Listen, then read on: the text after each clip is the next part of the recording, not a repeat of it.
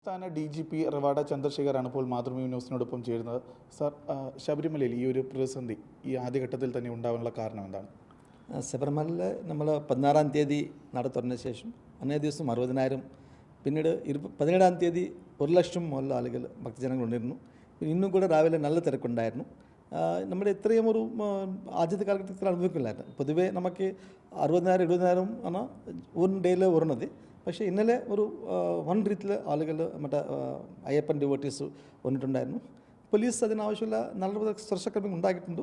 പക്ഷേ ജനങ്ങൾ കുറവ് ഒത്തിരിയായതുകൊണ്ട് ഇന്ന് രാവിലെ കുറച്ച് അവിടെ കുറച്ച് സമയം നമുക്ക്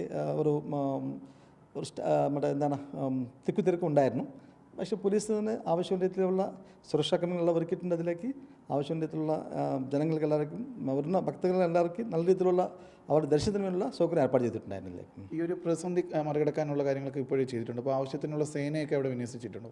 നമുക്ക് ആക്ച്വലി ഇന്ന് 3200 പോലീസ് ഉദ്യോഗസ്ഥരിനെ നമ്മുടെ ശബരിമലയിൽ വിന്യസിച്ചിട്ടുണ്ടായിരുന്നു.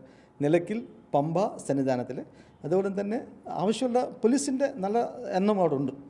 നമ്മളൊക്കെ സ്കീം പ്രകാരം നമുക്ക് ഒരു സെക്യൂരിറ്റി പ്ലാൻ ഉണ്ടാക്കിയിട്ടുണ്ട്. അത് പ്രകാരം നമ്മൾ അവിടെ വിന്യസിച്ചിട്ടുണ്ട്. അതിനാവശ്യം പോലീസ് ഉണ്ട് അവിടെ നിന്ന്. കേന്ദ്ര സേനയെ വിന്യസിക്കുന്ന കാര്യത്തിൽ ഇനി എന്തെങ്കിലും തീരുമാനം വേണ്ടതുണ്ടോ? അവരെപ്പോഴാണ് എത്തിച്ചേരുന്നത്? കേന്ദ്ര സേനയ്ക്ക് നമ്മൾ എഴുതിയിട്ടുണ്ടായിരുന്നു. അവർ ബീഹാർ ഇലക്ഷന് ശേഷം അവർ തിരിച്ച് കിട്ടും പറഞ്ഞതാണ്. ചിലപ്പം നമുക്ക് 19-20 തീയതിക്കുള്ളിൽ നമുക്ക് കിട്ടാൻ സാധ്യതയുള്ളതാണ്. ഈ പ്രതിസന്ധികളെല്ലാം മറികടന്ന് മുന്നോട്ട് പോകാനുള്ള എല്ലാ സജ്ജീകരണങ്ങളും ചെയ്തിട്ടുണ്ടല്ലേ? തീർച്ചയായിട്ടും ആർക്കും ആശങ്ക ആവശ്യമില്ല.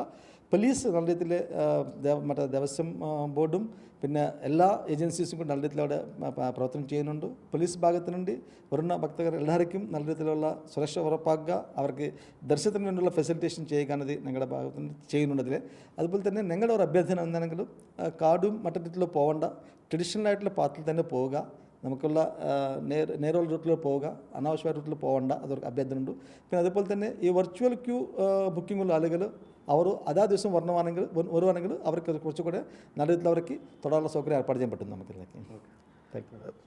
പ്രതിസന്ധികളെ മറികടന്ന് മുന്നോട്ട് പോകാനുള്ള എല്ലാ സജ്ജീകരണങ്ങളും കേരള പോലീസിൻ്റെ ഭാഗത്തുനിന്ന് ഏർപ്പെടുത്തിയിട്ടുണ്ടെന്നാണ് DGP തന്നെ വിശദീകരിച്ചത്. Jibin GB, Mathrubhumi news, Thiruvananthapuram.